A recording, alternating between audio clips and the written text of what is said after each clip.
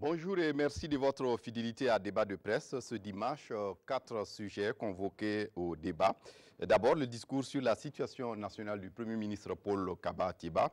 Ce discours est-il réaliste? A-t-il abordé toutes les préoccupations du Burkina Faso en 2018? Est-il un diagnostic sincère sur la situation de la nation? On en parle dans cette émission. Deuxième sujet convoqué au débat ce dimanche, la crise au Conseil supérieur de la communication, avec la suspension du secrétaire général Modeste Ouedraogo pour 3 mois.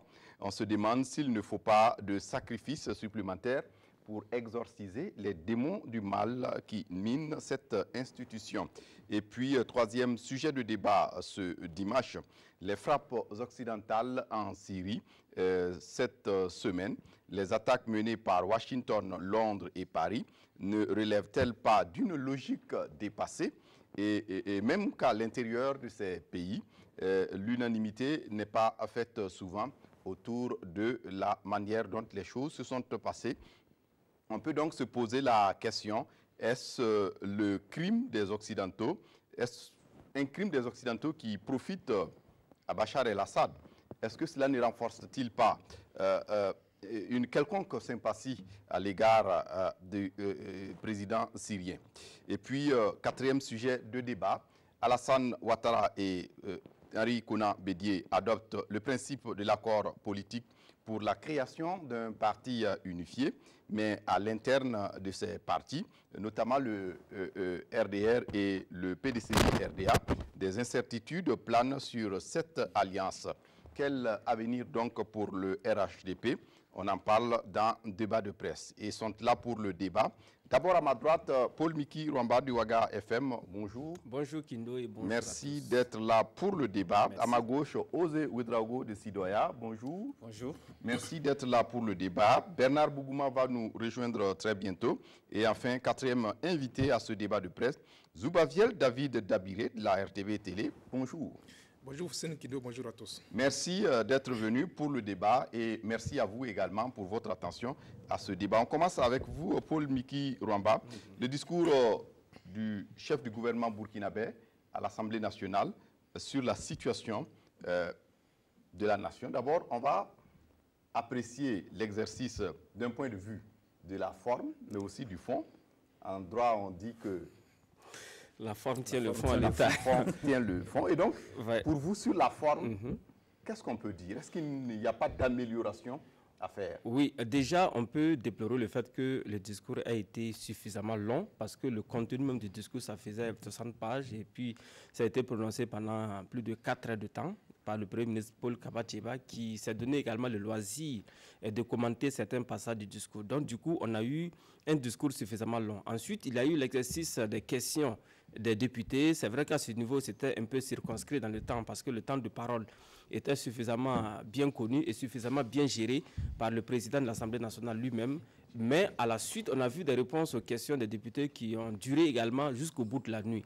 Donc du coup, on a connu un exercice qui a commencé à 10h, qui est allé au-delà de 22h45. C'est assez difficile, en tout cas pour des humains, de rester attentifs pendant tout ce temps. La preuve, c'est qu'on a vu à un moment donné, à l'Assemblée nationale, il y avait quelques signes de fatigue qui se lisaient sur les visages des députés, et même pour le Premier ministre lui-même, qui à un moment donné a eu besoin de café pour se requinquer. D'ailleurs, dans la soirée, on a aperçu qu'il a voulu refuser, qu'il a fini par accepter, évidemment. D'ailleurs, dans la soirée, on a vu également certains députés qui se sont retrouvés dans les quartiers en train de tourner, notamment à Pissy, parce qu'ils étaient fatigués de rester toute la nuit pour suivre ce discours. Donc c'est pour dire qu'à l'avenir, il faudrait évidemment penser à une nouvelle formule pour que le discours ne soit pas beaucoup lassant, parce que ce n'est pas un exercice qui a pour objectif de fatiguer les gens. On aurait pu imaginer un scénario où on scinde le discours en deux, c'est-à-dire une première journée pour la prononciation du discours, une seconde journée pour les questions des députés et les réponses du chef du gouvernement. Ça aurait permis en tout cas d'être beaucoup plus éveillé. Maintenant, dans tous les cas, ça, c'est le premier aspect de forme que l'on peut déplorer. Pour le reste, on a vu également une atmosphère, à mon avis, en tout cas, qui était totalement détendue. On a vu également que la plaisanterie avait cours à l'occasion de cet exercice. Et la parenté à plaisanterie a été abusivement utilisée, à mon avis. On a vu des rires aux éclats de la part du président de l'Assemblée nationale et même quelquefois du Premier ministre et de certains députés. Donc, ça a donné l'impression que l'on n'était pas très au sérieux autour de cet exercice qui, à mon avis, est un exercice de grande importance qui devait permettre à tous les Burkinabés d'être très bien informés en ce qui concerne la marche de la nation, parce que le discours s'appelle discours sur la situation de la nation. C'est un moment, en tout cas solennel, pour l'exécutif de venir dire à la représentation nationale ce qu'il fait, ce qu'il a fait en tout cas au cours des 12 mois passés. Donc l'un dans l'autre, on a connu ces ratés. J'espère bien que ça sera pris en compte et pour l'amélioration des prochains exercices de ce discours sur la situation de la nation du Premier ministre. Oui, Zouaviel David. Oui, bon, je pense qu'en plus de ce que Paul Meké-Rwamba vient de dire, il faut faire remarquer que c'est un discours qui a manqué de solennité. Ça a manqué de solennité parce qu'à un moment donné, comme il a dit, on s'est retrouvé, même le ton du discours, il y avait à un moment donné de la plaisanterie exagérée, une sorte de commentaire, de l'impréparation. Il y a un député de la majorité qui a estimé que le Premier ministre a été pédagogique, qu'il a été... Oui, c'est une façon de voir. Vous savez qu'à l'Assemblée nationale, il y a aussi des godillots qui passent leur temps à applaudir tout ce qui se fait. Voilà, mais quand on a un peu de recul par rapport à l'affaire, on fait une sorte d'analyse pour permettre l'amélioration de la chose. Il y a eu de l'impréparation. Le Premier ministre, à un moment donné, cherchait les mots, interpellait certains ministres comme s'ils ne s'étaient pas approprié le discours. Il y avait les bourdes aussi. Quand vous prenez un Premier ministre, par exemple, qui s'assoit et qui dit que tous ceux qui ont géré le pays et depuis 40 ans n'ont rien fait, et les 40 ans incluent la période de la Révolution, qui aujourd'hui demeure une référence pour tout le monde, on peut comprendre que vraiment il y a de la plaisanterie. Ça peut être au départ pensée plaisanterie. Mais c'est la plaisanterie de mauvais goût. Voilà, c'est vraiment un canular, c'est une plaisanterie de mauvais goût. Et même les pics. Au départ, quand le Premier ministre est rentré dans l'hémicycle, il a dit qu'il demande l'union de tous les enfants de la République, parce qu'aujourd'hui, nous sommes à une situation où vraiment la mobilisation, l'union doit être sacrée pour pouvoir relever les défis. Mais au cours du discours, on se rend compte que c'est des pics qu'il passait son temps à lancer à ceux qui étaient en face de lui. C'est vrai que ce n'est pas des enfants de cœur aussi, nous sommes sur le terrain politique, mais tout ça dénote même du fait que le Premier ministre, le caractère solennel n'a pas été au rendez-vous. L'impréparation aussi, c'est aussi ce que Paul Meké-Rwamba venait de souligner. Nous sommes partis de 10 heures à 22 heures passées. Pour un exercice, et comparaison est souvent raison, parce qu'on en a souvent vu, ce n'est pas la première fois que l'exercice est fait au Burkina Faso, ça n'a pas toujours été comme ça. On a eu l'impression qu'à la fin, ça semblait être congédié.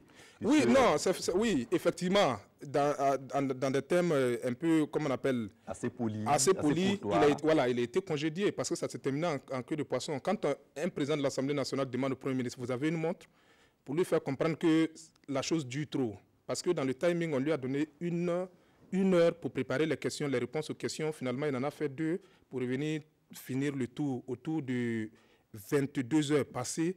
Alors, humainement, ce n'est pas soutenable. Ce n'est pas soutenable de suivre un discours de 10 heures à 22 heures. Bon. Plus de 12 heures. Voilà, quand on va arriver au fond, peut-être que ça pourrait se justifier. Oui, comme les autres l'ont dit, je pense qu'il faut réfléchir à une autre forme. Parce que on se rappelle en 2016, lorsqu'il a fait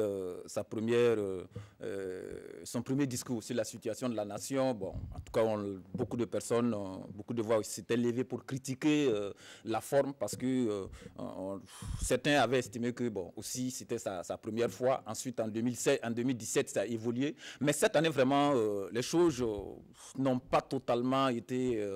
ça, parce que si on regarde un peu, on analyse un peu cette forme, si vous regardez, on dirait qu'il y a un manque de coordination entre l'Assemblée nationale et le Premier ministère. De telle sorte que lorsque le Premier ministre a commencé, il était en quelque sorte, dans son élan, dans son inspiration, on l'invite à prendre un café, on coupe déjà l'élan, son inspiration. Il n'avait pas voulu, mais par la suite, en fin de compte, il a accepté. Et pour ceux qui ont suivi... le prétexte était que les députés n'avaient pas la copie. La copie, mais ce qui est une erreur. Parce que, d'office, moi, je pense que...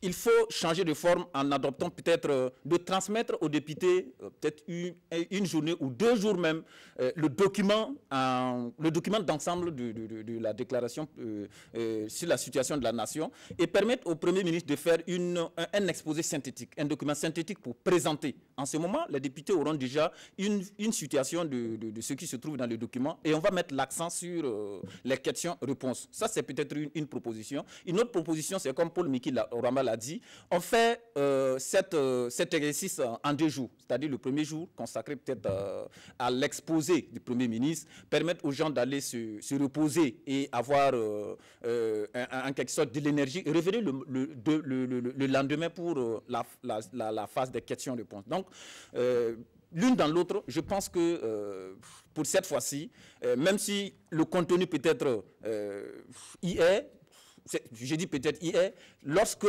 il y a un contenu et le contenu est mal présenté, ce qu'on voit c'est la présentation, on ne voit plus le contenu, la valeur du contenu qu'on aurait dû mettre. Donc je pense que la présentation est, comme vous le disiez, un député qui dit que le Premier ministre, lorsqu'il lit et puis il explique que c'est une autre pédagogie, je pense que le Premier ministre n'est pas dans un amphithéâtre de TD où il explique, ou lit et il explique. Il a face à lui des députés qui comprennent un certain nombre de choses. Donc, lire et puis expliquer, bon, moi je pense que ce n'est pas la meilleure façon d'exposer puisque l'exercice était également retransmis en direct à la télévision nationale et à la radio nationale. Et donc, certainement que peut-être cette façon de faire ne visait pas forcément ceux qui étaient à l'hémicycle, mais peut-être le commun du Burkinabé qui le suivait. Mais le problème est que lorsque le Premier ministre lit le document, il explique, il y a des moments où vraiment il s'écarte même de certaines réalités de son document. Donc, je pensais même qu'il aurait dû même exposer son document et réserver les commentaires et les commentaires à la phase à la phase question-réponse, au lieu de lire et puis parfois expliquer. Les explications parfois donnent des écarts qui ne sont pas bons à entendre. Oui, parce que comme il le dit, quand on commence à exposer le document qui se veut solennel, et qu'à un moment donné, on rentre dans des explications qui ont pour but soit de fustiger ceux qui sont en face de nous, ou bien de dire « applaudissez pour moi », on rentre dans une sorte de légèreté qui coupe même, qui tranche même avec la solennité que le document devait avoir. Vous avez dit que c'est un discours sur l'état de la nation. À un moment où des questions sont récurrentes, des questions sont préoccupantes pour le commun des Burkinabés. On expose une situation à l'Assemblée nationale et à l'ensemble des Burkinabés pour qu'ensemble, on puisse trouver et mettre ça en perspective. Parce que c'est ça aussi l'intérêt de l'exercice. En 2017, il s'est passé des choses. Voilà ce que le gouvernement a fait en termes de perspective. Voilà ce que le gouvernement compte faire. Et maintenant, s'il y a de l'amélioration, mais quand ça prend à des moments donnés certaines allures, on a l'impression que nous quittons même le terrain qui était consacré à cet exercice pour retomber dans des travers politiques, c'est-à-dire dans des clivages partisans. Et c'est ce qui est à déplorer, parce qu'à un moment donné, l'Union sacrée qu'il avait demandé autour de cette présentation à l'Assemblée nationale, à un moment donné, on a senti que... C'est effrité. Voilà, c'est effrité, juste parce qu'à un moment donné, il a passé son temps à fustiger ceux qui ont fait ci, ceux qui ont fait ça. Ce n'est pas comme ça qu'on appelle à l'Union. Oui, réaction Paul Miki Ramba. 2 petites choses en ce qui concerne la forme de ce discours. C'est un peu pour insister sur ce que Dabiré venait de dire en ce qui concerne les pics que le Premier ministre s'est donné le loisir de lancer à l'endroit des opposants notamment. Parce que moi, en tout cas, je comprends par cet exercice que c'est une occasion qui est donnée à l'exécutif de venir expliquer au législatif, c'est-à-dire à l'Assemblée nationale, ce qui est fait en une année, c'est-à-dire discours sur la situation de la nation. Mais comme Dabiré l'a dit si bien, le Premier ministre, dès l'entame de son discours, il a commencé à lancer des pics, entre parenthèses, c'est-à-dire il allait au-delà de ce discours parce qu'expressement, ce n'était pas mentionné certainement dans le discours.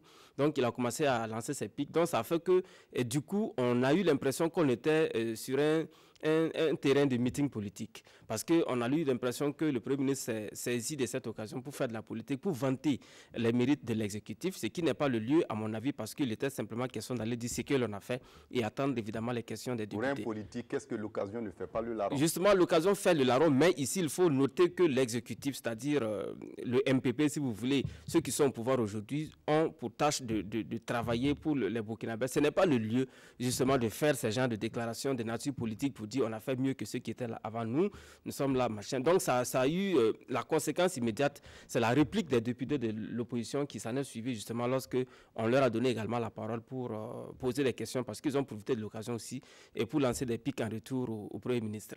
Oui. L'autre chose que je voudrais ajouter, c'est que le Premier ministre, dans son discours, justement, en lançant ses pics, il a passé le temps à dire que, à parler un peu de l'ancien régime, ceux qui ont fait ci avant nous. Bon, peut-être, moi, quand j'écoute ça, peut-être parce que lui, Paul Kaba-Thiéba n'était pas au Burkina, mais quand il parle de l'ancien régime, de ceux qui ont géré avant lui, on voit les mêmes qui sont là aujourd'hui, c'est-à-dire le président Roch Marc Christian Kaboré, sa suite, Blaise Compaoré, l'ancien régime, c'est un peu ça. Tout ça s'est mis ensemble. Donc, ça sonne comme ça dans l'oreille de certains Burkinabés qui sont témoins justement de ce qui était l'ancien régime aujourd'hui. Donc, à l'avenir, je pense qu'il rendrait service à son patron, qui est le président de Faso, d'arrêter de parler de l'ancien régime de cette manière, parce qu'en disant comme ça, bon, celui qui fait l'analyse, il voit l'ancien régime, c'est autre que ceux qui sont là. Donc c'est un passé évidemment qu'il faut oublier, parce qu'on a ouvert une nouvelle page en 2015 avec l'élection présidentielle. Il faut aller plutôt droit dans le but et puis éviter la politique du rétroviseur, comme ce qui lui a été reproché par le député justement de l'ancien parti au pouvoir, le CDP. Oui. Donc il faut évidemment mettre l'accent sur ce qui est fait. Dans ce faisant, on aura remarqué également que à force de vouloir trop parler, à force de justifier certaines choses qui se passent au Burkina, on a eu l'impression qu'il a fait une confusion terrible entre le discours sur la situation de la nation et le discours de politique générale, parce que dans le contenu, il a passé son temps très souvent à dire ce que l'on va faire, c'est-à-dire les projections que le gouvernement entend faire dans les prochains mois, alors que, bon, ici, il était question de dire ce qu'on a fait dans les 12 mois passés. Oui, ce qu'on a fait dans les 12 mois passés, Osé Ouedraogo, est-ce que vous avez senti un contenu réaliste par rapport à ce que nous vivons au Burkina? Est-ce que les lignes ont bougé, comme le Premier ministre a semblé nous le dire le 12 avril dernier? Vous savez, parfois lorsque les spécialistes parlent, surtout parce que lorsqu'on dit ça, les choses ont bougé, on voit toujours l'aspect économique avant de prendre en compte un certain nombre d'aspects comme la sécurité, le social. Et lorsque les spécialistes vous parlent que ça a bougé et que peut-être vous dites que les chiffres macroéconomiques, ça ne veut pas réellement peut-être dire la réalité sur le terrain, parce que ça ne se voit pas dans l'assiette de Burkinabé lambda. Peut-être, comme Paul, le Premier ministre l'a dit, on ne développe pas un pays, qu'on ne développe pas un pays en 2 ans ou en 3 ans, que c'est la croissance maintenue en 10 ans qui peut amener peut-être le développement ou ce qui peut amener un pays vraiment à garder la ligne. Mais je pense que ce qui a peut-être amené l'insurrection, ce n'est pas seulement...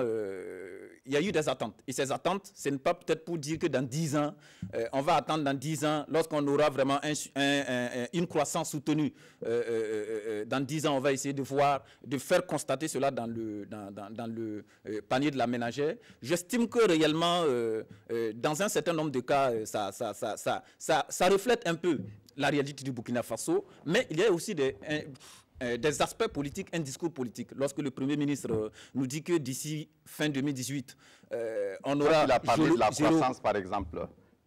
Nous sommes à 6,7 7 plutôt, par rapport à 5,9 en 2015. Bon, il faut dire qu'à ce niveau, il y a eu croissance. Il y a eu croissance parce qu'en 2015, nous étions à 4 quelque chose. En 2016, comme il a dit, à 5,9. Aujourd'hui, nous sommes à 6,7.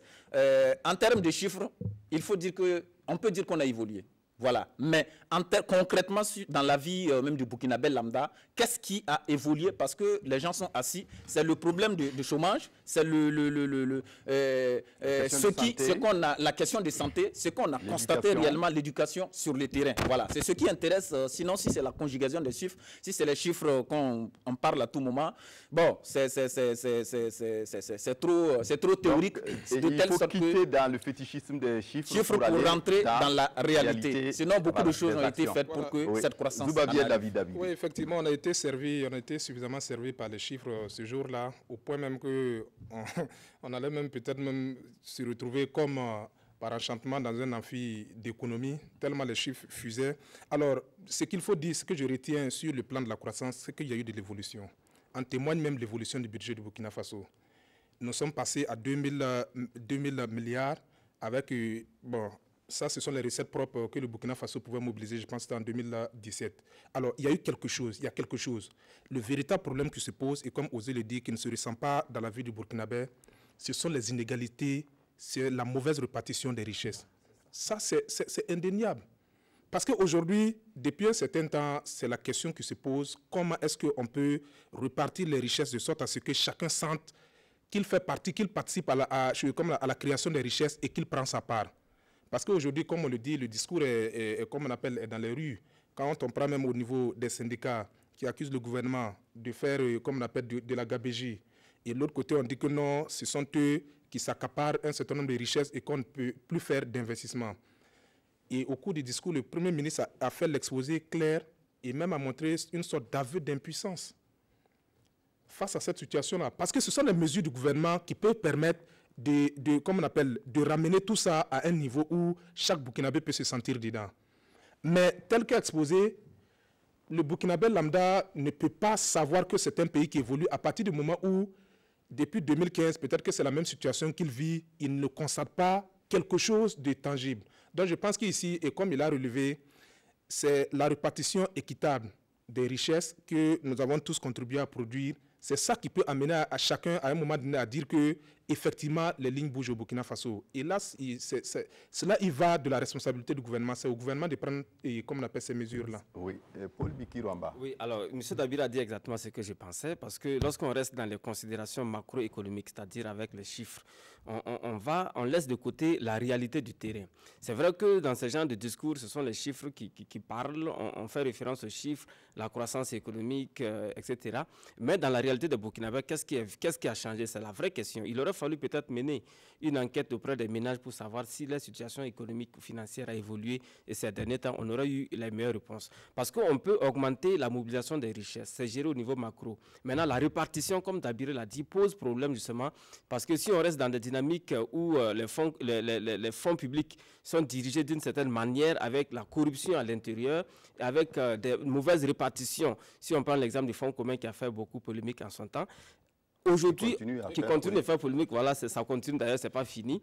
Et on a également la grogne sociale que l'on a connue parce que beaucoup de fonctionnaires ont voulu justement profiter d'une certaine situation pour avoir beaucoup plus au regard des inégalités qui sont constatées au niveau de l'administration. Donc ça fait que lorsqu'on étale cela au niveau ménage, on se rend compte que la situation de Burkinabé lambda n'a pas véritablement évolué. Nous, on le dit comme ça de façon péremptoire, à l'absence d'une étude ou à l'absence en tout cas des chiffres concret pour pouvoir l'étayer, mais il aurait fallu justement penser à une étude auprès des ménages pour voir si effectivement la chose est comme ça. Donc moi je souhaiterais bien évidemment qu'au-delà des chiffres, il faut peut-être aller à autre chose. C'est pour ça d'ailleurs que certains députés, notamment de l'opposition, ont commencé par dire que le Premier ministre, en parlant comme ça, n'a pas convaincu les Burkinabés, parce que lorsqu'on donne l'impression que tout va pour le mieux et que celui qui écoute sait que sa situation n'a pas évolué, ça donne l'impression évidemment que le Premier ministre parle à partir d'une planète et nous entendons son message à partir d'une autre planète. On ne vit pas les mêmes réalités. Donc c'est ça qui fait justement le bas niveau, si vous voulez, de cet exercice de discours sur la situation de la nation. Sinon, dans le fond, il a raison d'évoquer les chiffres parce que c'est ce qui lui a été servi. Il a raison de vanter l'action du gouvernement sur la base de ces chiffres parce que c'est une occasion également qu'il saisit pour dire que tout va bien. Et quand on fait les comparaisons entre 2014, 2015 jusqu'en 2017, on se rend compte effectivement qu'il y a eu cette évolution. Mais ça ne correspond pas à une réalité. Donc désormais, il va falloir donc penser un autre schéma à travers lequel on va passer le message au Burkinabé, parce que c'est quand même assez frustrant. Et la grosse erreur ici, c'est que le gouvernement peut se satisfaire de ce taux de croissance et pour peut-être dormir sur ses lauriers, pensant que le Burkina évolue effectivement, alors que c'est une partie infime des Burkinabés qui évolue au détriment de la masse laborieuse qui souffre toujours. Oui, le représentant de la CCVC, la coalition contre la vie chère, estime même que quelque part, il aurait fallu peut-être procéder autrement par rapport à ce discours.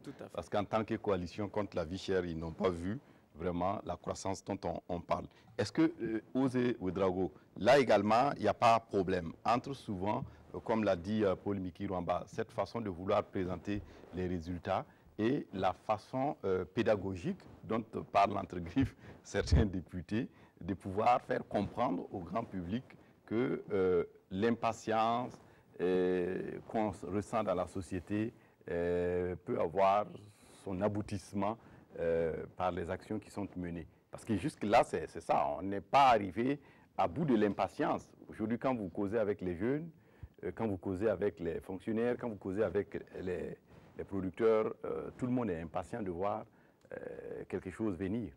Est-ce que les gens comprendront qu'on leur dise qu'ils sont impatients? Parce qu'au moment où eux-mêmes, ils réclament un certain nombre de changements, si peut-être le gouvernement leur dit qu'ils sont impatients, pourtant, à chaque fois, ils constatent quand même un certain nombre de choses qui ne vont pas dans la gestion de la chose publique. Parce que lorsque vous dites aux citoyens de patienter, pourtant, à chaque jour que Dieu fait, dans la presse fait écho d'un certain nombre de détournements, de corruption, et les citoyens attendent.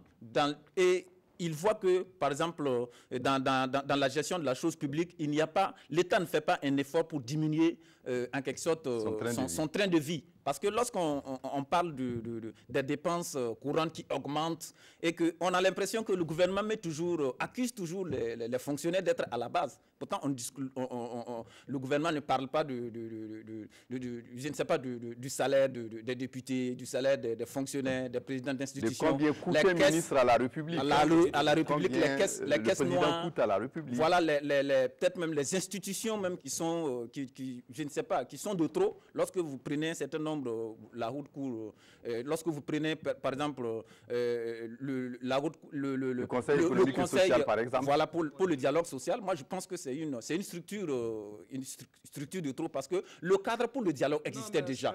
Voilà, donc je veux dire, il faut que il faut que le citoyen sache que lorsqu'on dit de faire, de se patienter, lorsqu'on demande aux fonctionnaires de serrer la ceinture, que cette même logique puisse être constatée aussi bien à la tête qu'au niveau du citoyen, voilà, à la base. Donc, c'est une question de donner l'exemple par la tête. Le leadership commence par la tête, et lorsque peut-être le gouvernement ne donne pas l'impression que on peut diminuer le train de vie de l'État et qu'on demande aux citoyens de patienter, c'est un peu compliqué. Oui, mais moi je pense que quand on demande aux gens aussi d'être patients, on peut être patient, mais c'est au regard de ce qui se présente comme réalité qu'on peut décider d'être patient ou pas. Vous prenez, il y a notre confrère de l'événement qui venait de faire une étude sur le fonds commun comparé au budget d'un ministère stratégique comme le ministère de la Jeunesse. Un ministère qui est censé booster, porter les préoccupations des jeunes qui sont aujourd'hui, je ne sais pas, peut-être à 60-80% de la population burkinabé. Ils n'ont que 25 milliards de francs CFA. Et le fonds commun est actuellement, le tout cumulé en tout cas, il y a une prévision de 126 milliards de francs CFA l'année prochaine qui a été annoncée par, comme on appelle, le ministre en charge de l'économie et des finances. Vous ne pouvez pas, dans ce contexte-là, demander à un jeune chômeur de patienter en attendant que l'État trouve les moyens pour sauver sa situation. À partir du moment où ce sont des dépenses qui ne se justifient pas pour lui, à lui son niveau. Parce qu'il estime que vous avez affaire à un salarié, que vous décidez de gratifier encore, de bonifier, parce que vous en avez assez. Et même que quand on parle du train de vie de l'État, ça pose aussi un problème. Les derniers remaniements, vous avez vu qu'on a disséqué des ministères pour ajouter d'autres encore auxquels nous allons allouer des budgets. Ça pose des problèmes. C'est-à-dire qu'à un moment donné, moi je pense qu'il ne suffit pas de dire aux gens « soyez patients, soyez ci, soyez ça ». Il faut prendre les mesures qui s'imposent, faire le maximum d'économies et les réinjecter dans les secteurs porteurs de l'économie. En ce moment, on sait que le gouvernement fait des efforts, le gouvernement essaie de gérer de façon rationnelle les ressources qui rentrent. Et en ce moment, quand vous êtes dans une situation, vous savez que non, il y a des efforts qui sont faits. Et aujourd'hui, je dis que si le ministre en charge des mines était sur le plateau d'une des émissions de la télévision ici, où il a parlé de 200 millions que 200 travailleurs se partagent chaque trimestre. Donc 800 millions de francs CFA qu'on alloue gratuitement comme ça, comme des fonds communs. C'est le ministre qui l'a dit. Je pense que les agents du ministère ont réagi. Oui. Ils estiment que ce n'est pas 200 millions par trimestre, mais c'est 200 millions par an. Oui, mais quand cela ne tient, moi c'est le ministre qui l'a dit. Je pense que je préfère peut-être plus écouter le ministre, puisque c'est la voix officielle. C'est lui qui gère le budget, c'est lui l'ordinateur de ce budget-là. Alors, quand on arrive à ce niveau-là, on ne peut pas demander à quelqu'un d'être patient. Voilà pourquoi, et même sur ces questions-là, il y a des voix qui se sont élevées, et même des organisations de la société civile sont entrées dans la danse. Quel que soit ce qu'on peut penser de ces organisations-là, mais quand même, c'est un problème qui se pose. Et le problème ne se pose pas à ce niveau, il se pose aussi même dans le monde des travailleurs. Ils divisent aujourd'hui parce qu'il y a des inégalités qui sont là. Il y a de l'argent qui peut être réinjecté. Mais si l'État ne prend pas, comme on appelle, les mesures qui s'y est, il ne faut pas s'étonner maintenant que peut-être dans l'avenir, d'autres inscrivent sur les plateformes. Voilà, nous aussi, nous mobilisons des fonds. Nous voulons un fonds commun. En ce moment-là, c'est la ruine de l'État. Alors, oui, Paul Mikirouamba. Je pense que... Le débat ne porte pas sur le fonds commun. Justement, ce n'est pas le fonds commun, on ne revient pas là-dessus. On parle justement de ce discours sur la situation de la nation parce que si aujourd'hui on est en train de dire que ce que le Premier ministre Paul Kabatcheba a dit au Burkinabé à travers les députés ne correspond pas à la réalité, cela peut se justifier par un certain nombre de situations. C'est comme mes confrères l'ont dit avant moi, tout le problème du Burkina en matière d'économie, ça part de la mauvaise répartition des richesses que nous produisons, d'une part, et de l'autre part, la corruption qui gangrène également notre économie jusqu'aujourd'hui, malgré tous les efforts que l'on a fait en matière de renouvellement des textes pour la corruption, en matière de renforcement des capacités des institutions de lutte contre la corruption, et la réalité est là. Aujourd'hui, on a beaucoup d'exemples sous la main qui montrent que nos richesses sont très mal gérées et mal reparties en Burkinabé. Donc si on continue dans cette dynamique d'inégalité dans la répartition des richesses, ne soyez pas étonnés que la grogne sociale puisse se poursuivre avec notamment la fronde sociale des travailleurs et même des Burkinabés tout court qui sont témoins de cette mauvaise répartition et demain ça peut créer une certaine révolte difficilement maîtrisable. Donc aujourd'hui, il est très important que le Premier ministre, avec l'ensemble de son gouvernement, ainsi que les députés mettent l'accent sur ces deux aspects, bonne répartition des richesses des Burkinabés et puis lutte contre la corruption pour que nous puissions avancer ensemble, je dis bien ensemble vers le développement, parce que ceux qui parlent aujourd'hui sont sûrs peut-être qu'ils sont tellement à l'aise qu'ils parlent, on a l'impression même quand tu écoutes même certains députés de la majorité qu'ils sont en train de se battre pour protéger des privilèges. C'est ça qui fait que ça ne correspond pas à la réalité. Parce qu'on ne peut pas cacher le soleil avec la main, comme on le dit. Il faut véritablement travailler à satisfaire les préoccupations du Burkinabé lambda. Et c'est ce qui manque très souvent à notre exécutif. C'est ce qui manque aussi au niveau des députés qui très souvent ne font pas le boulot pour que le travail puisse avancer dans le bon sens. Donc cet exercice du chef du gouvernement devrait permettre justement de poser ce diagnostic. Mais malheureusement, on a vu une situation plutôt rose, j'allais dire même rose foncé qui a été présentée par le je termine, parce que c'est lui qui le présente comme ça, c'est-à-dire c'est lui qui présente cette situation. En tout cas, il a fait l'effort de dire que tout va pour le mieux dans le meilleur des mondes au Burkina, alors que quand c'est dit comme ça et que le Burkinabé lambda reçoit le message contraire, ça peut créer donc justement l'effet contraire. Ça ne correspond pas parfaitement à la réalité. Notre confrère d'aujourd'hui au Faso parle de réalisme et de funambulisme. Justement. Oui, non, mais je pense que contrairement à ce que Paul Miki dit, il n'a pas présenté une situation la situation sous... Il a tenté de présenter voilà, la situation il a tenté, rose. mais il a été réaliste sur certains aspects. Par exemple, quand on prend la question sécuritaire, il n'est pas allé du dos de la cuillère pour dire que dans le Sahel burkinabé, ça ne va pas. Il a même donné des chiffres. Et plus de 24 000 élèves qui ne vont plus à l'école, des écoles qui ont été fermées de temps en temps. C'est vrai qu'il n'a pas proposé la recette. C'est des questions sécuritaires, effectivement, on ne peut pas l'exposer à tout le monde comme ça. Mais je pense qu'à un moment donné, il a pris la mesure de l'affaire. Et même que sur la question de la répartition des richesses, il a même dit le rôle du Haut Conseil pour, comme on appelle, sur les assises, voilà, sur les assises, il a dit que non, le reste, hormis le fait qu'il faut repenser la grille même de répartition des richesses au niveau le système de rémunération au niveau de la fonction publique et un certain nombre d'aspects, le reste, ce ne sont que des spéculations. Mais il reconnaît en même temps qu'à un moment donné, l'État n'a pas suffisamment été fort pour contrer un certain nombre de choses, ce qui nous a amené dans cette situation. Mais aujourd'hui, il n'est jamais trop tard pour le faire. Peut-être qu'il veut se ressaisir. Mais encore une fois de plus, c'est de sa responsabilité. Okay. Voilà. Donc je pense non, que... En fait, moi, je parlais seulement sur les aspects économiques, hein, parce que lorsqu'on rentre dans les détails, effectivement, il a reconnu certaines choses sur le plan sécuritaire. Il y a bien d'autres aspects. Et moi-même, j'ai aimé la partie où les députés ont posé des questions, parce qu'il n'a pas tout dit dans son discours. La partie des questions des députés, il y a eu beaucoup de questions assez pertinentes de la part des députés, qu'ils soient de la majorité ou de l'opposition, qui ont permis au Premier ministre de sortir de l'ornière. J'ai apprécié la partie réponse aux questions plus que la partie discours, parce que les vraies questions ont été posées et les vraies réponses ont été apportées. Il faut apprécier également le fait qu'il ait fait un effort de recherche d'informations et lorsqu'il répondait aux questions, parce qu'on a vu un Paul Kaba-Thiéba qui est rentré dans certains détails. Lorsqu'on prend par exemple le cas, ce qui m'a marqué, sur les personnes qui ont été victimes de l'insurrection, est-ce que ces personnes ont été dédommagées ou tout, il a réussi à répondre à ça. Donc il y a bien d'autres aspects, notamment sur la question sécuritaire, comme vous le rappelez, où il a donné des réponses claires, où il a dépeint un tableau beaucoup plus réaliste. Mais sur les questions purement économiques, il se réjouit d'un chiffre qui ne réjouit pas le Burkinabé, c'est là mon propos. C'est-à-dire, c'est vanter de ce progrès économique, entre guillemets, à travers les chiffres, à travers l'indice de développement, pour dire que nous avançons, alors que, évidemment, ça ne correspond pas à la réalité. Donc, moi, je suis beaucoup plus prudent en ce qui concerne les chiffres. On va s'arrêter là pour le discours sur la situation de la nation du Premier ministre Paul Kaba-Thiéba le 12 avril dernier à l'Assemblée nationale. Et on aborde le second sujet de ce débat de presse, la crise au Conseil supérieur de la communication et la suspension du secrétaire général, Louis Modeste Ouédraogo, pour 3 mois. Et on se rappelle également qu'en fin mars, le président par intérim du même conseil était sorti pour parler un peu de la crise qui sévit au sein de l'institution qui doit réguler les médias et les communications au Burkina.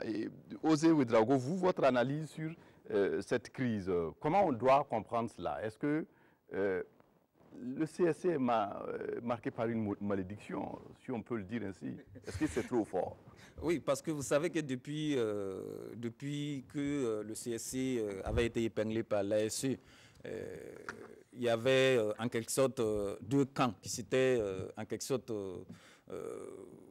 s'était dessiné à l'intérieur de cette institution avec le fait que la présidente avait été épinglée pour des supposées malversations pour la gestion des fonds pour la campagne.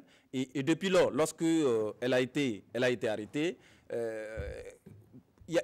cette crise a beaucoup plus surgi parce que pour la désignation même du remplaçant de Nathalie Sommet, vous avez vu cette guerre qui a tourné autour de ça. Et lorsque M.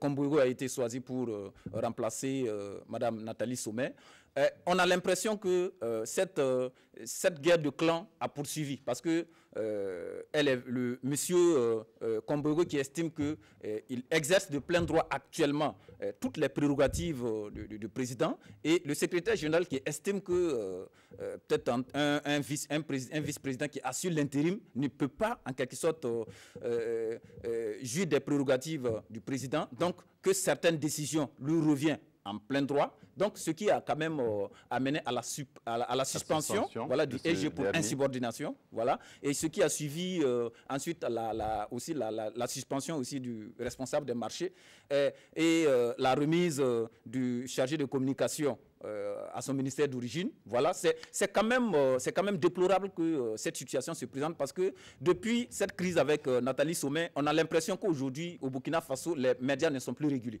Parce qu'il n'y a plus une institution de régulation des médias, de sorte que, même les dérives... Je pense que c'est la jungle parce qu'à l'heure actuelle, ils sont plus... Voilà, ouais.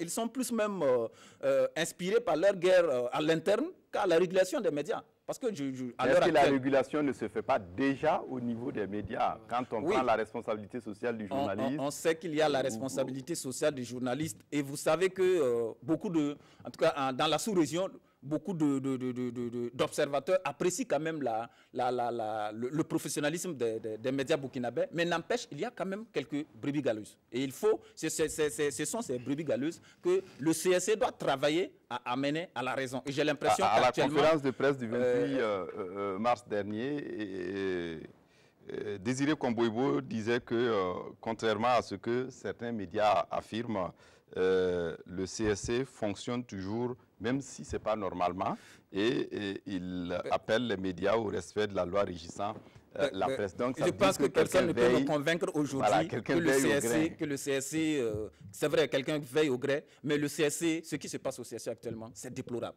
Et il faut qu'on arrête ça, parce que c'est pour peut-être en finir qu'il y a eu le vote de cette loi modificative sur la loi organique. Et je pense que ils n'ont pas, les acteurs qui sont là sont appelés à partir et n'ont pas à se mener cette bataille-là pour quelque chose qui n'a pas sa raison d'être. Paul Mikirwamba, est-ce que finalement il ne faut pas accélérer les choses pour l'adoption de la nouvelle constitution et puis de nouveaux textes pour qu'on puisse véritablement en finir avec ce cycle de crise? Oui, tout à fait, ça pourrait être une solution, il faut aller vite, mais en attendant, on a une crise sous la main. La question fondamentale que moi je me pose, c'est de me demander qui va finalement redorer le blason du Conseil supérieur de la communication, dont l'image est ternie depuis un certain temps. D'abord par des questions de malversation, c'est pas beau à entendre. Ensuite par des questions de gestion, de leadership, voilà, entre les dirigeants actuels. Après donc que Nathalie Somé, la présidente, a été donc enlevée de la tête de l'institution pour des questions judiciaires évidemment. Mais aujourd'hui, en même temps, moi j'accuse directement la tutelle. Le Conseil supérieur de la communication a quand même une tutelle, c'est rattaché à la présidente de FASO. Est-ce qu'il n'y a pas un arbitre pour mettre de l'ordre tout de suite à travers des décisions dans cette histoire du Conseil supérieur de la communication?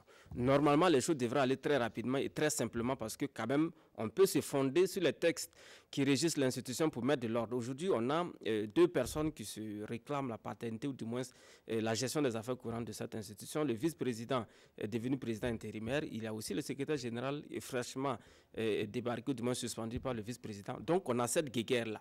Maintenant, comme je l'ai dit, la tutelle devrait pouvoir réguler la situation, devrait arbitrer et puis mettre de l'ordre. Mais malheureusement, on a vu déjà que la même décision qui est partie de la présidente de façon a été contestée et puis cassée au niveau de la justice. Donc, c'est pour dire que quand on ne fait pas les choses de façon correcte, on devient un arbitre qui a un parti pris et qui n'est plus apte à réguler la situation. Donc, c'est exactement ce qui se passe au niveau du Conseil supérieur de la communication. La présidente de façon devrait, en son temps, régler le problème de façon très claire en se fondant exclusivement, je dis bien exclusivement, sur les textes qui régissent l'institution, parce qu'il ne faut pas aller prendre d'autres considérations et plutôt politiques pour pouvoir mettre telle personne à la tête de l'institution depuis que Nathalie Somé n'y est plus. Donc aujourd'hui, on est face à une situation où l'institution ne travaille plus, même si son président intérimaire Désiré Komboibo dit que les médias sont toujours reculés, mais en tout cas, depuis un certain temps, nous, on ne reçoit plus de convocations pour être auditionné au niveau du Conseil supérieur de la communication, parce que de par le passé, on a quand même été audité par l'institution lorsque les choses marchaient bien, mais ça ne veut pas dire qu'on est en faute, hein. On fait l'effort d'être justement en règle. Je parle donc des médias qui s'auto-régulent parce qu'il y a quand même des organes de régulation internes à chaque média qui font l'effort de faire le boulot en amont avant d'être interpellés par le Conseil supérieur de la communication. Mais cette crise montre également que l'institution est presque inutile parce qu'elle ne fonctionne pas, les travailleurs sont payés et les médias sont régulés, les choses passent normalement. L'institution devrait se remettre en cause et c'est le législateur qui est ici interpellé sur les attributions du Conseil supérieur de la communication. Il faut régler la crise, il faut penser de nouvelles attributions pour le Conseil supérieur de la communication dont on entend véritablement parler que lorsqu'il y a élection en matière de régulation. Maintenant, entre deux élections, c'est vraiment une situation de léthargie dans laquelle l'institution se pose. Je sais qu'il fut un temps où l'institution avait même élaboré un plan de développement de l'institution elle-même, son propre plan de développement, où il était question d'aller installer des délégations dans les régions. Il était question également de multiplier la formation des médias, parce qu'aujourd'hui, on a beaucoup de difficultés avec le terrorisme. Aujourd'hui, les journalistes sont beaucoup interpellés. Il n'y a aucune formation adaptée à cette nouvelle donne qu'est le terrorisme. Ça devrait être l'apparent du Conseil supérieur de la communication et bien d'autres institutions. Mais voilà que l'institution elle-même a besoin d'un arbitrage, d'être auditée peut-être quelque part, d'être auditionnée, d'être régulée. Elle-même, justement, c'est le mot. Donc, on se trouve dans cette situation. Mais moi, une fois de plus, j'interpelle la présidente du FASO. C'est elle seule qui peut mettre de l'ordre à ce qui se passe actuellement au niveau du Conseil supérieur de la communication, où des textes sont pris, sont remis en cause par d'autres personnes de la même boîte. Ça fait désordre et ce n'est pas beau à voir. Zoubaviel David Abiré, est-ce que c'est votre avis également que la présidence du FASO doit pouvoir mouiller le maillot dans le cas précis du Conseil supérieur de la communication? Oui, effectivement. Véritablement. Effectivement, parce que c'est une structure qui est rattachée à la présidence du FASO. Mais ce que moi je voulais relever, c'est que la crise au CSC, le CSC même démontre même à souhait le caractère souvent, la légèreté souvent nous faisons montre dans nos institutions. C'est-à-dire que depuis le début de la crise, on a eu l'impression que la loi, du moins les textes qui régissent le CSC, étaient taillés sur mesure. Depuis que la présidente est partie, c'est la cacophonie jusqu'à aujourd'hui. C'est-à-dire que d'abord, c'est des employés qui n'ont pas leur salaire parce qu'il n'y a personne, l'ordinateur de budget est incarcéré avec le DAF. On a tenté de trouver la parade au niveau du ministre de la présidence où le directeur de cabinet a envoyé un papier pour désigner quelqu'un. Ça a été attaqué en justice. On a dit que ça ne tenait pas la route. Le vice-président, qui en son temps avait eu des problèmes avec une partie du personnel dans sa guéguerre avec Nathalie et Sommet, est aujourd'hui porté à la tête de l'institution. Il a dit dans sa conférence de presse qu'il n'est pas là, ce n'est pas aujourd'hui des règlements de compte. Une chasse aux sorcières. Ce n'est pas une chasse aux sorcières. Mais on sait aussi souvent qu'à des moments donnés, les gens ne font pas preuve de leadership. Voilà, ils se laissent aller par des sentiments purement humains qui mettent à mal le fonctionnement des institutions. Et c'est ce à quoi nous assistons aujourd'hui. Nous avons plus l'impression que non, c'est des guéguerres personnelles qui intéressent les travailleurs du CSC que l'intérêt supérieur de l'institution qui voudrait que ce soit de la régulation. Aujourd'hui, Miki l'a dit, il n'y a pas de régulation aujourd'hui. C'est-à-dire qu'aujourd'hui, il peut même se trouver des propos incendiaires, même dans l'opinion, dans les médias, tout, qu'il n'y a personne aujourd'hui pour interpeller. Parce que les gens sont là dans les gens sont à autre chose. Des postes, des positionnements. Un EG qui réclame, comme on appelle, les prérogatives du président ou de la présidente, le vice-président qui dit que non, aujourd'hui c'est lui, il a même de le faire, ça pose un problème. Et tout ça vient de la présidence, parce que ce que je crois savoir, c'est qu'il faut trouver la personne habilitée au niveau de la présidence du FASO pour signer le texte qu'il faut, pour essayer de mettre tout ça en ordre en attendant de renouveler les instances. Parce que aussi le mandat des conseillers, vivement que ça arrive, qu'on renouvelle et qu'une nouvelle équipe s'installe. Et qu'on en finisse avec voilà pourquoi on en finisse avec ces guéguerres. Troisième sujet de débat, les frappes occidentales en Syrie cette semaine. C'était dans la nuit du 13 au 14. Paul Miki Rwamba, on l'a vu, ce sont des attaques menées par Washington, Londres et Paris. Et ça a visé des 3 sites militaires selon ceux qui sont allés frapper. Et on se rend compte ici que ces Occidentaux n'ont pas, et les Américains, n'ont pas attendu l'enquête que voulait mener l'OIAC sur ces attaques chimiques présumées. Et finalement, on se pose beaucoup de questions sur cette précipitation. Alors, ça s'est demandé si les enquêteurs eux-mêmes n'ont pas été bombardés pendant qu'ils sont sur le terrain. Mais je crois qu'ici, on a trouvé un prétexte, les attaques chimiques présumées, parce qu'on n'avait pas encore fini d'établir s'il s'agissait effectivement de la preuve. Et lorsque les frappes sont arrivées, on a l'impression que la France, la Grande-Bretagne et les États-Unis cherchaient un argument pour le faire et que ces 3 pays, notamment, étaient dans une dynamique de pouvoir frapper la Syrie. L'argument avancé, c'est justement des questions humanitaires. Vous savez certainement que ce qui a justifié ces frappes, c'est de protéger les civils, etc., qui sont la cible de ces attaques chimiques. Mais derrière cela, il y a des arguments non avoués qui sont des arguments plutôt politiques, parce que beaucoup de pays aujourd'hui, notamment les pays occidentaux, voudraient voir tomber le régime de Bachar al-Assad, qui est le président syrien. Et donc, on profite de cette situation pour frapper et fragiliser l'État. Maintenant, à mon avis, il aurait fallu avoir cette réflexion froide. Parce que de l'autre côté, si on voit les alliés également de la Syrie, ils n'ont pas beaucoup d'arguments pour dire qu'il ne faut pas frapper. S'ils savaient qu'il s'agit effectivement d'attaques chimiques, évidemment, les Nations Unies devraient justement prendre une résolution. Et parce que même au niveau des pays qui soutiennent la Syrie, notamment la Russie, ils ont tenté de faire condamner cela, ça a échoué, ça n'a pas marché au niveau de l'ONU. Mais on peut se rappeler également que de par le passé, la France notamment et certains de ses alliés, comme l'a dit d'ailleurs Marine Le Pen au président Emmanuel Macron, de se rappeler de ce qui s'est passé en Irak, de se rappeler également ce qui s'est passé donc en Libye, Parce qu'effectivement, c'est des situations comme ça qui sont passées et on a fait tomber des régimes et après, c'est le chaos qui a suivi. Est-ce que ce n'est pas la même situation qui est en train de se préparer pour la Syrie? Ça, c'est autant de questions. Donc, c'est pour ça que je pense qu'il aurait fallu peut-être se patienter, attendre les résultats de ces enquêteurs pour savoir s'il s'agissait effectivement d'attaques chimiques ou pas, avant de prendre une décision de frapper. Mais ça a été vraiment une surprise générale samedi quand on a vu ces frappes, parce qu'on a eu l'impression que c'était préparé entre ces trois pays seulement et que les autres n'en étaient pas informés et on tente des condamnations qui ne passent pas. Oui, Zubaviel David Dabiré, et on comprend mal ces attaques, ces frappes, ou même ces attaques chimiques présumées, si l'on sait que la zone visée était sous contrôle de l'armée syrienne. Oui, effectivement, c'est ce qui est, c'est ce qui est regrettable et qui nous a donné de voir ce week-end un véritable feuilleton politico-militaire. Parce que d'abord, quand on reconsidère les choses, les Français, Américains et Britanniques disent qu'ils ont la preuve qu'il y a eu des attaques chimiques au niveau de la Ghouta orientale. Région même qui était déjà même sous conquête même de Bachar al-Assad. C'est l'ONU qui a organisé le retrait. Le retrait, voilà, des rebelles. Alors ça, c'est un premier fait. Les Russes tentent de convaincre qu'il faut trouver, il faut donner la preuve qu'il y a eu effectivement des attaques chimiques. Tout le monde convient qu'il faut que ce soit les enquêteurs qui partent faire le travail et déterminer ce qu'il en est. À un moment donné, les Occidentaux se rétractent et envoient ce qu'on appelle en justice l'inversion de la charge de la preuve. Il faut que ce soit maintenant le régime syrien qui démontre qu'il n'a pas utilisé les armes chimiques. À la surprise générale, c'est un bombardement qui n'a de mérite aujourd'hui que de radicaliser les positions. Parce qu'aujourd'hui, c'était sur la base d'un consensus que les rebelles sont évacués. Les rebelles qui sont aujourd'hui à la portée, et comme on appelle des forces... Qui ont été armés par l'Occident. Armés par l'Occident, sont à la portée aujourd'hui.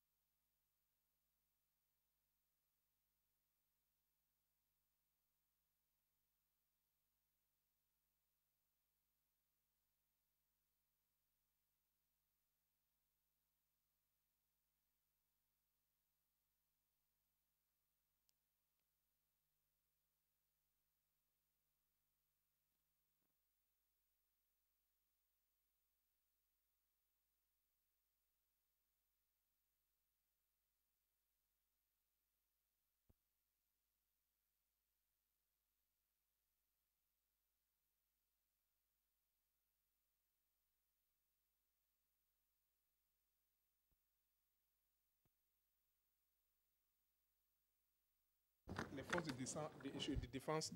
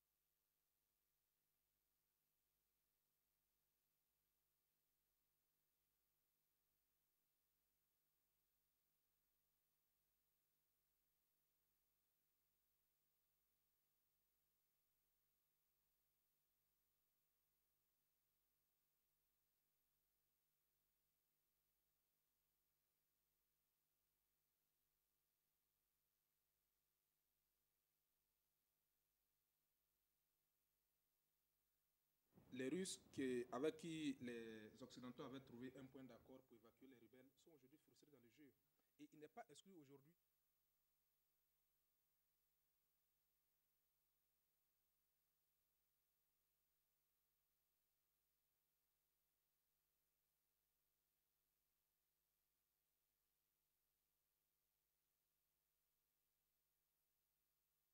du moment où vous avez une coalition entre l'Arabie Saoudite et Israël, qui sont tous contre le Hezbollah et l'Iran et tout ce que... Donc, on se dit aujourd'hui qu'il y a un certain nombre de problèmes.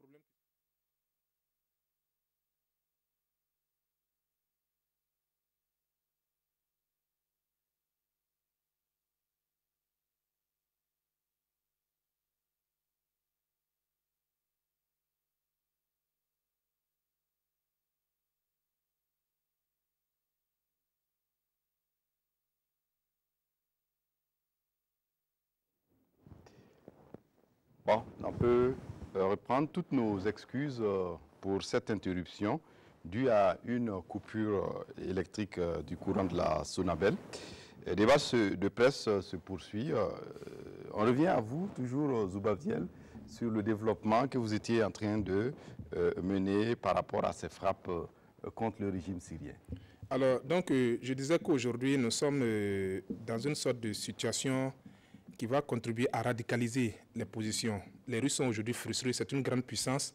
Et aujourd'hui, ils ont la latitude, s'ils veulent, de réarmer, d'armer l'armée syrienne à la hauteur de ce qu'ils veulent. Et il n'est pas exclu que si les choses se poursuivent, et dans cette logique-là, un jour, ils décident par exemple de doter l'État syrien de l'arme nucléaire, puisque c'est leur partenaire. En ce moment, ça va reconsidérer toute la géopolitique au niveau du Moyen-Orient. Alors, ce sont des frappes inutiles, en ce sens que il y a eu une prévention. Bachar al-Assad et ses alliés ont eu le temps même de délocaliser même tout ce qu'ils avaient comme arsenal chimique là-bas. Donc, moi, je pense qu'ici, ça n'a servi qu'à contenter l'opinion publique au niveau des Occidentaux. Ça n'a servi pour Trump que de faire oublier un peu comment on appelle les déboires qu'il a avec son avocat. Cette déboire judiciaire. Mais ça a plutôt contribué à embraser le Moyen-Orient. Et aujourd'hui, vous avez l'Iran, le Hezbollah, la Syrie et les Russes qui sont aujourd'hui des grandes forces au niveau du Moyen-Orient qui sont, comme on appelle, sur le pied de guerre. Et les Russes ont fait la promesse qu'il y aura des répercussions qui ne sont même pas aujourd'hui importantes sur le plan militaire, à mon sens, parce qu'ils auront tout gagné. Si un État comme la Syrie, qui a été usé par 7 ans de guerre, arrive à intercepter 71 missiles, et comme on appelle, des trois puissances mondiales, ça veut dire quelque part qu'il y a quand même de la matière. Et c'est vraiment regrettable qu'aujourd'hui, nous ayons des acteurs au niveau du Moyen-Orient, de l'Occident qui prennent les relations internationales avec une sorte de légèreté qui peut conduire au gouffre. Parce qu'il suffisait que la Russie réagisse le week-end et personne ne pouvait dormir. Ce sont des puissances nucléaires. Et il est reconnu de notoriété que la Russie possède plus de 8000 têtes nucléaires, et plus que les États-Unis, qui sont la deuxième force nucléaire au monde. Donc si on rentre dans cette guerre-là, je pense que les Occidentaux, les leaders occidentaux devraient se ressaisir sur ces questions-là. Oui, Osé Ouedraogo, est-ce que cette logique d'aller frapper et qui ne donne pas de fruits, ce n'est pas une logique dépassée? Comme vous le dites, c'est une logique dépassée. Parce qu'aujourd'hui, ces frappes rendent la situation délétère plus que ça n'arrange. Parce que voici des puissances occidentales qui ont choisi d'armer des rebelles qui sont allés combattre et qui sont en situation de difficulté, et un arrangement a été trouvé, et c'est au moment où vraiment tout le monde s'activait à ce que cet arrangement soit mis en œuvre que peut-être les Occidentaux ont choisi d'aller frapper, et d'aller frapper dans les mêmes conditions qu'en 2003 en Irak. Parce qu'en 2003 en Irak, il y avait une enquête qui était sur le terrain par les hommes de El Baradei qui devaient aller faire cette enquête et puis voir est-ce que réellement l'Irak disposait de cette arme chimique nucléaire. Voilà. Et en son temps, les États-Unis et ses alliés n'ont pas attendu les résultats de ces enquêteurs pour aller frapper, même sans une résolution de l'ONU. Et ce qui se passe depuis ce qui s'est passé le vendredi soir, ce n'est que dans les mêmes conditions, parce que ces enquêteurs qui étaient sur le terrain dans la Ghouta orientale pour donner les résultats de leur enquête, en temps, ces pays occidentaux, nous ne savons pas s'ils avaient en quelque sorte, ils doutaient des résultats que ces enquêteurs vont livrer sur le terrain. Ils se sont retirés et de façon unilatérale, sans même une résolution de l'ONU, ils sont allés frapper parce que... Et la Russie parle d'effacer les preuves. C'est-à-dire que pour la Russie, ces frappes, c'est juste pour aller effacer des preuves, parce que la Russie avait accusé la Grande-Bretagne d'être à l'origine de cette mise en scène à travers ces attaques chimiques présumées. Et les frappes ne servaient simplement à effacer les preuves. Oui, c'est effectivement ce qui se passe sur le terrain, parce que ce qu'on nous présente comme raison pour aller frapper la Syrie n'est pas obligatoirement ce qui se passe réellement sur le terrain. Et il faut voir carrément les résultats et les conséquences après ces frappes, parce que après l'Irak, il y a eu ce désordre qui s'est installé. En Libye, on a vu le désordre qui s'est installé. Et l'objectif aujourd'hui, c'est de fragiliser Bachar al-Assad, de telle sorte que les ennemis de Bachar al-Assad puissent avoir raison de lui, parce qu'on estime que c'est un dictateur, c'est quelqu'un qui est là et qui peut-être qui dérange, parce que l'objectif aujourd'hui, ce n'est pas la population civile que les gens sont partis pour protéger, hein, c'est pour déstabiliser le régime de Bachar al-Assad. Oui, les Français, aux côtés des Américains, proposent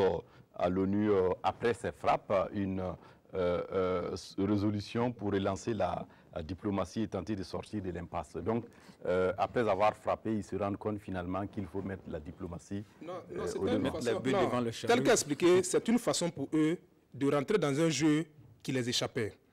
Il y avait le processus d'Assana sur cette question.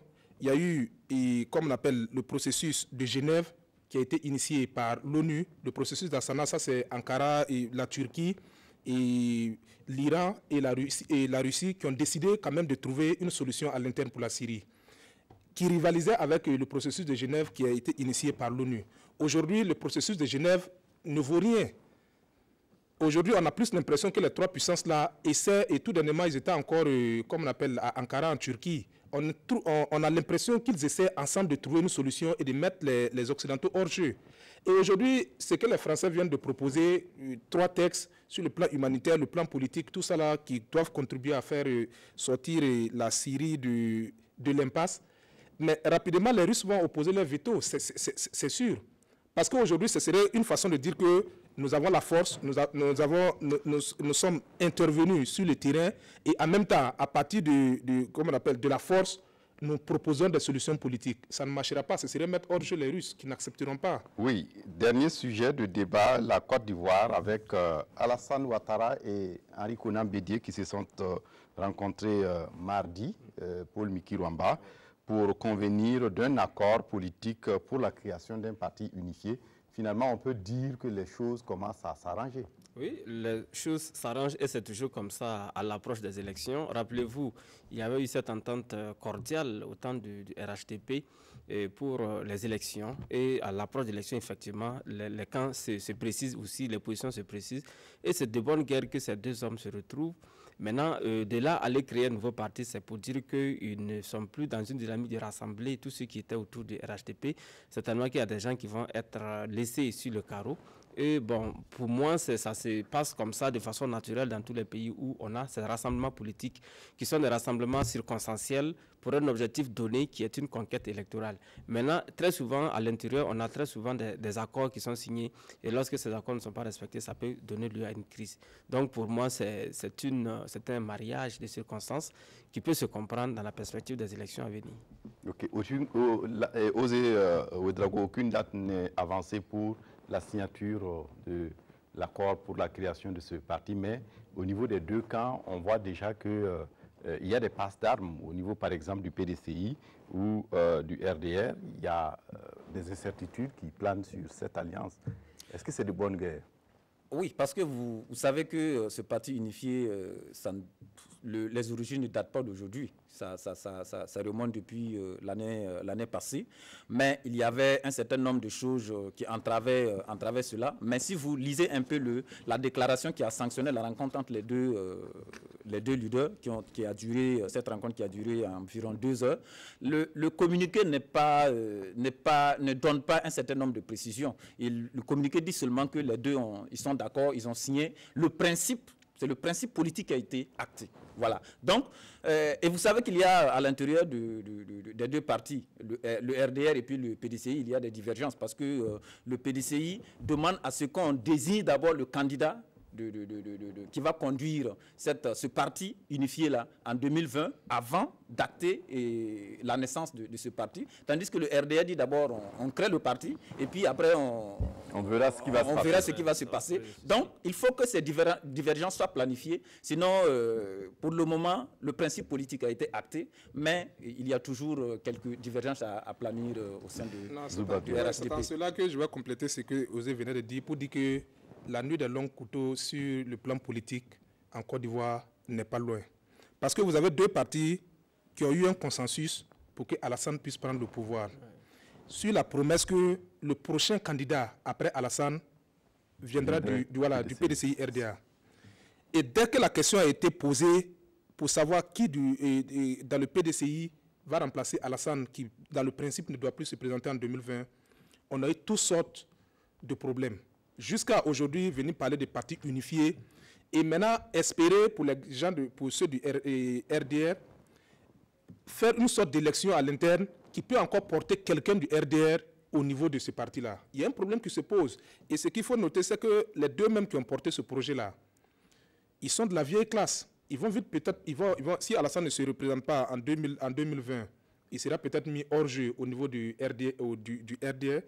Au niveau comme on appelle, du PDCI RDA, c'est pas sûr que la jeune génération aujourd'hui suive ce que, comme on appelle, Bédié dit. On a même déjà vu Konan Kwaku Bertin à un moment donné qui était... Ils ont tenté, mais ça n'a pas prospéré. Voilà, ça n'a pas prospéré. Mais non, mais ils peuvent encore revenir parce que nous sommes sur le terrain politique. Et à un moment donné, il y a le FPI qui est aujourd'hui qui est en train de chercher peut-être preneur pour faire alliance. Donc, il n'est pas exclu que dans cette guerre, parce que c'est une guerre qui est ouverte même, on peut le dire ainsi, au-delà même de ce communiqué, il n'est pas exclu que demain, il y ait des frictions au niveau de ce nouveau parti qui veut se mettre en place et que certains décident d'aller renforcer, par exemple, le FPI ou une autre force et qu'à un moment donné, tout ça éclate. Donc, je pense qu'ici, au-delà, il faut voir au-delà même des deux personnages, les radicaux qui gravitent autour et qui chacun veut sa part. Ok. Voilà. Bien, on va s'arrêter là pour le débat de presse d'aujourd'hui. Toutes nos excuses pour ces coupures intempestives dues aux coupures du courant électrique fournies par la Sonabel. On espère que vous avez pu nous suivre malgré tout. Sont venus pour le débat Paul Mikirwamba de Ouaga FM, Osé Ouedraogo de Sidoya et Zoubaviel David Dabiré. Merci à tous les trois d'être venus et merci à vous également, chers téléspectateurs, pour votre attention à cette émission. À dimanche prochain pour un autre dimanche de débat de presse. Au revoir.